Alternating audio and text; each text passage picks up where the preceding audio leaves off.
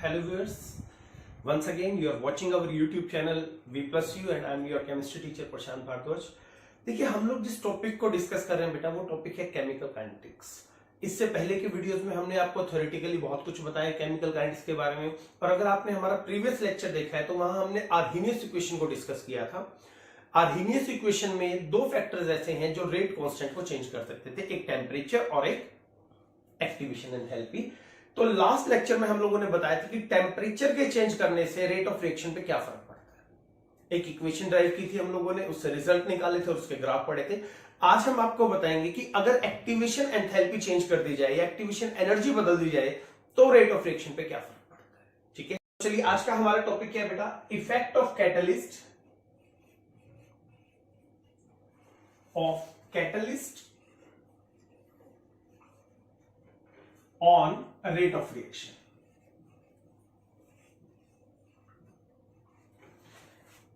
एक बार हल्का सा आपको रिकैप्चुलेट करवाता हूं। देखिए आर्हेनियस इक्वेशन क्या होती थी, K is equal to A e minus E a by R T. अगर ये इक्वेशन कैसे है ये आपको जानना है तो आप कोलिजन थ्योरी वाला लेक्चर देख सकते हैं, उसमें हम जस्टिफाई किया था कि how this equation will be derived. तो अब आप यहां से देखिए बेटा कि दो फैक्टर ऐसे हैं, एक activation energy, that is activation energy,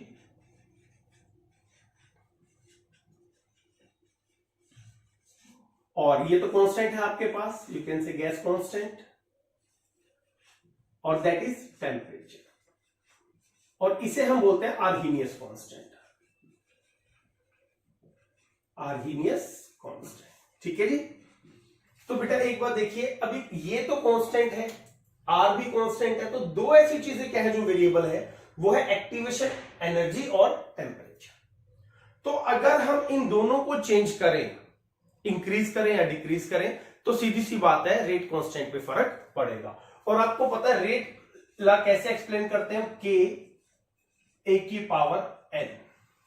यहां हमने ये समझा था बेटा कि रेट ऑफ रिएक्शन दो चीजों पर डिपेंड करता है, एक तो कंसंट्रेशन पे और दूसरा रेट कांस्टेंट पे। तो कंसंट्रेशन को बढ़ाने से इसका इफेक्ट तो सीधा निकल जाता है, ये भी आप प्रीवियस लेक्चर में देख सकते हैं। इससे लास्ट लेक्चर में हमने समझाया था कि भाई रेट कांस्टेंट भी रेट के डायरेक्टली प्रोपोर्शनल है। तो अगर हम किसी तरीके से रेट कांस्टेंट को बढ़ा देंगे बेटा तो हमारा रेट बढ़ जाएगा। ठीक है, तो उसके बाद आर्हेनियस ने क्या किया था बेटा, इन्हीं रेट कांस्टेंट को बढ़ाने के फैक्टर्स को स्टडी किया था। फॉर एग्जांपल टेम्परेचर और एक्टिवेशन एंथैल्पी। तो टेम्परेचर हम डिस्कस कर चुके हैं, आज हमारी टॉपिक रहेगा एक्टिवेशन एंथैल्पी। देखिए सबसे पहले तो एक बात समझिए कि एक्टिवेशन एंथैल्पी का कंसेप्ट क्या है। देखिए मैं आपको ग्राफिकली बताता हूं चीजें कि टेम्परेचर और एक्टिवेशन एनर्जी कैसे डील करती है। E energy of reactant, product, और ये हमारा कोई graph. This energy is called, you know very well, that is known as threshold barrier. ठीक है जी। और यहां जो ये जो गैप है बेटा एनर्जी का, this much of gap, this is called activation energy. और ये जो कंप्लीट गैप है बेटा, we can call it threshold barrier.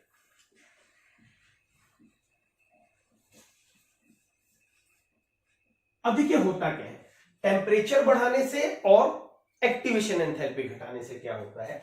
देखिए अगर ये हमारा बैरियर है बेटा, मान लीजिए, तो अगर मैं रिएक्टेंट की एनर्जी बढ़ा दूं with the help of temperature, तो क्या हो जाएगा, रिएक्टेंट जंप करके यहां आ जाएगा। तो फिर क्या होगा, अब बैरियर तो यही है हमारा सेम, लेकिन इस केस में ध्यान से देखिएगा, ये जो एनर्जी है, पहले जो रेड लाइन है ये एक्टिवेशन शो कर रही थी बेटा जी, अब ये ब्लैक वाली जो लाइन है ये आपकी एक्टिवेशन शो करेगी। तो टेम्परेचर बढ़ाने से क्या हो जाता है, एक्टिवेशन एंथैल्पी कम हो जाती है। लेकिन कैसे, टेम्परेचर रिएक्टेंट की एनर्जी को ऊपर उठा देता है टुवर्ड्स बैरियर। ठीक है, और एक्टिवेशन एंथैल्पी कम होगी तो रेट ऑफ रिएक्शन फास्ट हो जाएगी। लेकिन अगर हम यहीं पर टेम्परेचर की बजाय बेटा जी कैटलिस्ट का रोल समझे तो क्या होगा वो देखिए। इन केस ऑफ कैटलिस्ट, दिखाई दे रहा है आपको अच्छे से, इन केस ऑफ कैटलिस्ट, ये मान लीजिए एनर्जी ऑफ रिएक्टेंट, ये प्रोडक्ट है हमारे पास, और ये हमारा barrier, that is our threshold barrier. Again तो इस बार एनर्जी क्या है बेटा, एक्टिवेशन एंथैल्पी इतनी है, और यू कैन से, मैं इसको रेड से डोनेट कर देता हूं, that much of energy is called activation energy. यानी एक रिएक्टेंट को बैरियर क्रॉस करने के लिए इतनी एडिशनल अमाउंट ऑफ एनर्जी चाहिए।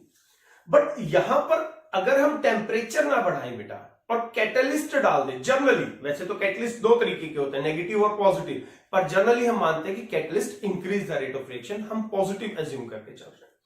तो वो क्या करेगा बेटा, पहले तो ये तरीका समझिए, वो एक अल्टरनेट पाथवे प्रोवाइड कर देगा कुछ इस तरीके से, ऐसे इस तरीके से। और अब इस केस में समझिए जो हमारी एक्टिवेशन एंथैल्पी है वो कितनी रह जाएगी, अगर हम ध्यान से देखें इसको प्लॉट यहां से शो करें, ये दैट मच। नाउ ये हमारी एक्टिवेशन एनर्जी है विदाउट कैटलिस्ट और ये हमारी एक्टिवेशन एनर्जी है विद कैटलिस्ट, विदाउट कैटलिस्ट और विद कैटलिस्ट। ठीक है, आ रही बातें समझ में? तो दोनों केसेस में डिफरेंस समझिए, रेट ऑफ रिएक्शन दोनों में फास्ट होगी, टेम्परेचर बढ़ेगा तो भी फास्ट होगी बेटा, और आप कैटलिस्ट यूज करेंगे तो भी फास्ट होगी, लेकिन तरीका थोड़ा अलग है। जब हम टेम्परेचर बढ़ाते हैं तो बैरियर पे कोई फर्क नहीं पड़ता है, रिएक्टेंट की एनर्जी बढ़ जाती है। ये देखिए यहां से चला गया यहां, बैरियर स्टिल रिमेन्स है, तो एक्टिवेशन घट गई। लेकिन जब हम कैटलिस्ट यूज करते हैं बेटा जी, तो रिएक्टेंट की एनर्जी सेम रहती है लेकिन बैरियर नीचे आ जाता है, तो भी एक्टिवेशन एनर्जी घट गई। इसका मतलब समझिए कि दोनों ही फैक्टर रेट ऑफ रिएक्शन को बढ़ाएंगे, लेकिन दोनों के तरीके अलग होंगे। एक रिएक्टेंट को उठा देगा और एक बैरियर को नीचे ले आएगा, ताकि उनमें गैप कम हो जाए, और गैप ही होती है एक्टिवेशन एनर्जी। ठीक है, तो लास्ट वीडियो में हम लोगों ने टेम्परेचर के इन्फ्लुएंस को स्टडी किया था। आपको इक्वेशन बताई थी कि भाई क्या था आपके पास, लो K2/K1 T2 - T1 T1 T2 वाली इक्वेशन थी। आज हम बात करेंगे एक्टिवेशन एनर्जी को हम कैसे फैक्टर्स में इंक्लूड कर सकते हैं। तो देखिए सबसे पहले एक बात समझिए, पहली बात, एक्टिवेशन एनर्जी का जो फैक्टर होगा उसमें दो केस होंगे, एक विदाउट कैटलिस्ट होगा बेटा और एक विद कैटलिस्ट होगा। और मैं आपको दोनों बताता हूं, हो सकता है एक्टिवेशन एनर्जी बढ़ भी जाए, हो सकता है घट भी जाए, डिपेंड करता है कि हम कैसा कैटलिस्ट ले रहे हैं। तो मान के चलिए केस फर्स्ट,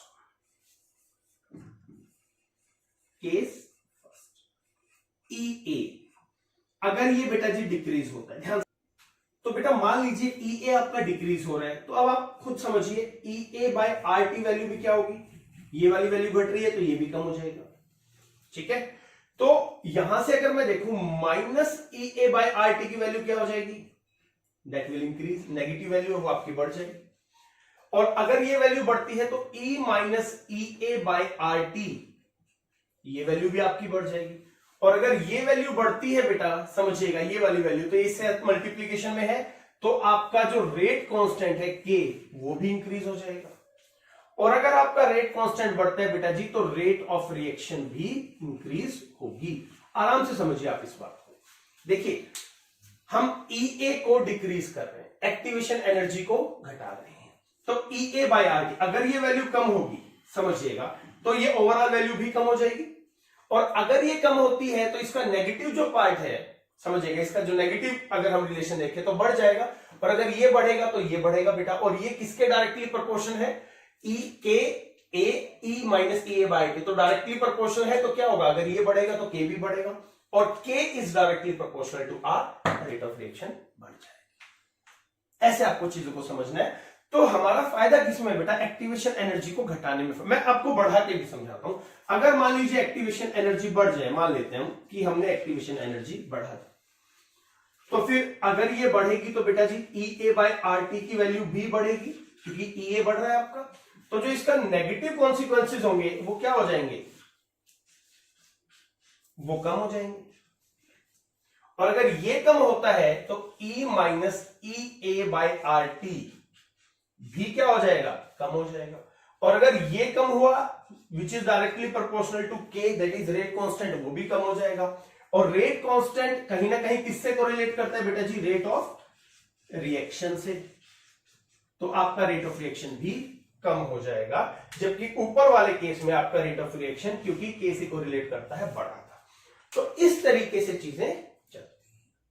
ठीक है, एक्टिवेशन एंथैल्पी अगर घटेगी तो रेट ऑफ रिएक्शन बढ़ जाएगा, एक्टिवेशन एंथैल्पी अगर बढ़ेगी किसी रिएक्शन की, तो मैं आपको थ्योरेटिकली समझाता हूं। मान लीजिए एक बैरियर है बेटा जी 400 जूल पे, और रिएक्टेंट की एनर्जी है 100। कितनी एडिशनल एनर्जी चाहिए? 200। सोच के देखिए, यहां कर लेते हैं हम लोग।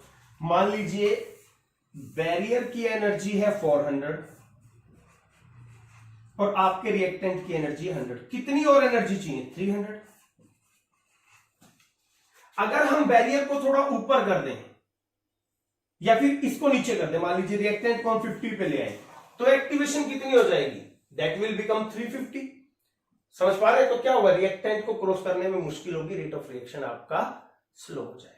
तो अगर एक्टिवेशन एनर्जी बढ़ती है तो रेट ऑफ रिएक्शन स्लो होता है। अगर मैं रिएक्टेंट को यहां ले जाऊं बेटा, 200 पे ले जाऊं, तो अब गैप कितना रहेगा एक्टिवेशन का? थ्रेशोल्ड बैरियर मान लीजिए आपका 400 पे है, आपके रिएक्टेंट की एनर्जी 200, तो गैप कितना रहेगा? 200 का। जल्दी बैरियर क्रॉस होगा, रेट ऑफ रिएक्शन फास्ट होगा। तो ये वो बहुत जरूरी चीज है बेटा जो आपके दिमाग में होनी चाहिए। अब इसको डिराइव कैसे करते हैं वो मैं एक बार आपको बताता हूं। देखिए, अगर आपको ध्यान हो तो हम लोग करते थे बेटा जी K2/K1 और यू कैन से ln K2/K1। क्या हो जाता है हमारे पास, या K2/K1 ले लीजिए आप इनिशियल फेज में, that is AE minus EA। 2 लेके चलता हूं और टेम्परेचर इस केस में कांस्टेंट है, यानी कि अगर रेट कांस्टेंट K2 है तो मेरी एक्टिवेशन एनर्जी EA2 है। अगर मेरा रेट कांस्टेंट K1 है बेटा तो मेरी एक्टिवेशन एनर्जी EA1 है। तो यहां पे क्या आ जाएगा? AE minus EA1 by R। ठीक है, इतनी बात क्लियर है? K का रिलेशन हम लोगों ने क्या कर दिया, एक्टिवेशन एंथैल्पी को चेंज कर दिया। और मैं यहां आपको ये बताता हूं कि EA2 और EA1 होता क्या है। ये होती है बेटा जी विद कैटलिस्ट, विद कैटलिस्ट, और ये होती है विदाउट कैटलिस्ट, विदाउट कैटलिस्ट। और जो विद कैटलिस्ट आपकी एनर्जी होगी बेटा, वो हमेशा एक्टिवेशन एंथैल्पी क्या होगी? लेस होगी। ठीक है, तो इससे क्या आएगा? K2, इससे क्या आ जाएगा? K1। भाई EA2 है तो हम उसको K2 बोल रहे हैं, EA1 एक्टिवेशन है तो K1 बोल रहे हैं। तो अगर ये लेस है, समझिएगा, तो जल्दी जल्दी बैरियर क्रॉस होंगे, तो इसका रेट जो होगा बेटा वो फास्ट होगा। ठीक है, आ रही है बात समझ में? चलिए अब यहां इसको समझने की कोशिश करते हैं कि ये रिलेशन कैसे निकलता है। A से A कट जाएगा, अब K2/K1 क्या हो जाएगा बेटा? अब देखिए यहां पे आप समझ सकते हैं, अगर हम इसको सिंप्लीफाई करें तो वी कैन से ये ऊपर जाएगी पावर, ऊपर जाने से क्या हो जाएगा? प्लस, तो we can say EA1 RT minus, that is ln E ले लेते हैं हम लोग यहां पे, EA2 RT। ठीक है, अब ये क्या है आपके पास? ln E, log to the base 10 अगर है तो 1 होता है, log to the base E का E है तो 1 होता है। तो यही इक्वेशन क्या बन जाएगी हमारे पास? K2/K1 अब इज इक्वल टू, अब देखिए हमने यहां ln लिया है तो हम यहां भी ln इंट्रोड्यूस कर रहे हैं, ln that is EA1 RT minus EA2 RT। ये हमारे पास रिलेशन बन गया। और सिंप्लीफाई करते हैं बेटा। अब इसमें देखिए R और T को तो हमने चेंज ही नहीं किया, दैट इज कांस्टेंट, वो बाहर आ जाएगा। और क्या इक्वेशन बनेगी हमारी, यहां देखते हैं हम लोग फर्दर इसका पार्ट। ये मान लीजिए इक्वेशन फर्स्ट है, अभी सेकंड यहां क्या बनेगी? ln K2/K1 is equal to 1/RT मैंने बाहर ले लिया, अंदर क्या बचेगा? EA1 minus EA2। ये आपका नेचुरल लॉग की फॉर्म में रिजल्ट आ जाएगा। इसी को अगर मैं log टू द बेस 10 करूं बेटा तो क्या हो जाएगा? That is 2.303 log to the base 10 K2/K1 1/RT, that is EA1 minus EA2, ये आ जाएगा। अब इसको अगर इधर ले जाते हैं तो इक्वेशन क्या बन गई? log K2/K1 is equal to 1/2.303 RT EA1 minus EA2। ये आपको ध्यान रखना पड़ेगा। ठीक है जी, एक बार नोट कीजिए, फिर इसकी ग्राफिकल रिप्रेजेंटेशन के बारे में बताते हैं हम। तो यहां तक का ये जो इक्वेशन है बेटा, ये क्लियर होगी आपको, न्यूमेरिकल में आपके लिए हेल्पफुल रहेगी। अब लास्ट जब हम लोगों ने टेम्परेचर का इफेक्ट स्टडी किया था तो टेम्परेचर के कोरिलेशन में कुछ ग्राफ बनाए थे। अब हम क्या करेंगे बेटा, एक्टिवेशन एनर्जी और रेट कांस्टेंट के ग्राफ को स्टडी करेंगे। देखिए बेसिक इक्वेशन क्या है हमारे पास आर्हीनियस की, K is equal to AE minus EA by RT। थोड़ा सा बता देता हूं, फिर ये रेट कांस्टेंट है, इसको आप फ्रीक्वेंसी फैक्टर बोल सकते हैं या फिर आप इसको आर्हीनियस फैक्टर बोल सकते हैं। ये एक्सपोनेंशियल फॉर्म है इसीलिए आप इसको प्री एक्सपोनेंशियल फॉर्म भी बोल सकते हैं और इसको आप इस तरीके से भी लिख सकते हैं। ये सब कुछ हमने कोलिजन थ्योरी के टॉपिक में अच्छे से समझा था, जिसमें Z क्या होता है बेटा, फ्रीक्वेंसी फैक्टर, P क्या होता है, ओरिएंटेशन फैक्टर, और ये क्या है आपके पास, एक्सपोनेंशियल फॉर्म। ठीक है, तो अब इस इक्वेशन को अगर हम सिंप्लीफाई करें, दैट इज ln A और plus ln E minus EA by R,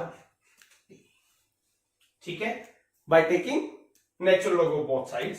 तो क्या हो जाएगा बेटा, इसको और सिंप्लीफाई करेंगे, ln K is equal to ln A minus EA by RT, और आपको पता है ln E log to the base E to E that is 1।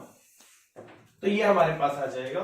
अगर अब इसको log टू द बेस 10 में कन्वर्ट करें, इन दैट केस क्या होगा, 2.303 log K, क्योंकि नेचुरल लॉग क्या होता है, 2.303 log होता है।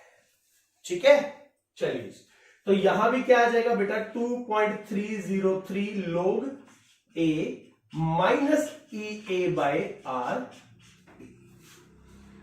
अब 2.303 को अगर इधर लेके जाएंगे तो क्या हो जाएगा, log K। अब देखिए मान के चलो आप ऐसे कर लो, सारी इक्वेशन को 2.303 से डिवाइड कर दो, तो log K बचेगा, यहां log A बचेगा आपके पास क्योंकि कैंसिल हो जाएगा, और यहां क्या बचेगा, EA ओवर 2.303 RT। ये इक्वेशन आप पहले भी समझ चुके हैं। ठीक है जी, तो अब मान लीजिए हमें ग्राफ बनाना है बेटा, हम लोग यही ड्रा करते हैं ग्राफ को, होपफुली आपको अच्छे से दिख जाएगा। log K वर्सेस EA का ग्राफ है, दिखाई दे रहा है, that is log K versus EA। अब क्या रिलेशन है, डायरेक्टली प्रोपोर्शनल, मगर नेगेटिव का साइन है तो नेगेटिव स्लोप आएगा हमारे पास। अब ये मान लीजिए y है बेटा, ये माइनस mx है और ये आपका c है, तो x क्या होगा इस केस में, EA। तो m क्या होगा बेटा, m होता है स्लोप, क्या होगा, जो भी बचा हुआ है वो सारा स्लोप हो जाएगा। तो स्लोप क्या जाएगा, दैट इज माइनस 1/2.303 RT, ये आपका स्लोप बन जाएगा। इंटरसेप्ट क्या होगा बेटा, that is log A will be your intercept. तो जनरली बच्चे क्या करते हैं बेटा, टेम्परेचर वाले न्यूमेरिकल तो कर लेते हैं, एक्टिवेशन एनर्जी वाले कंसेप्ट को प्रॉपरली नहीं समझते। फर्क क्या है बेटा, जो बेसिक फर्क है, टेम्परेचर में यहां T2 आता है, माइनस T1 होता है, एक्टिवेशन में 1 पहले आता है और 2 बाद में आता है, ये आपको ध्यान रखना है। ठीक है, ध्यान रखेंगे इस बात का। तो that is log K2 by K1 1/2.303 RT, activation energy first minus activation energy second. इस मेथड से आप अपने न्यूमेरिकल ट्राई करें, जहां पे एक्टिवेशन एनर्जी को चेंज करके दे रखा है, कभी आपका क्वेश्चन गलत नहीं होगा। ठीक है, ग्राफ समझ में आया, जनरली ग्राफ टेम्परेचर का बना लिया जाता है, हम लोगों ने एक्टिवेशन एंथैल्पी का भी ग्राफ बना दिया है, कैसे टेम्परेचर और एक्टिवेशन एंथैल्पी जो है कैटलिस्ट है वो अफेक्ट करती है। टेम्परेचर रिएक्टेंट को उठा देता है और कैटलिस्ट बैरियर को नीचे ले आता है ताकि वो गैप कम हो जाए। दोनों ही रेट ऑफ रिएक्शन को फास्ट करते हैं। EA के घटने से क्या होगा, रेट ऑफ रिएक्शन बढ़ेगी, EA के बढ़ने से क्या होगा, रेट ऑफ रिएक्शन घटेगी। ये सिंपल आर्हीनियस इक्वेशन को ही हम लोगों ने डिराइव किया है। ठीक है जी, नोट डाउन कर लीजिए। इसके बाद के सेक्शन में हम न्यूमेरिकल्स ऑन आर्हीनियस इक्वेशंस के बारे में डिस्कस करेंगे। All the very best, note कर लो बेटा।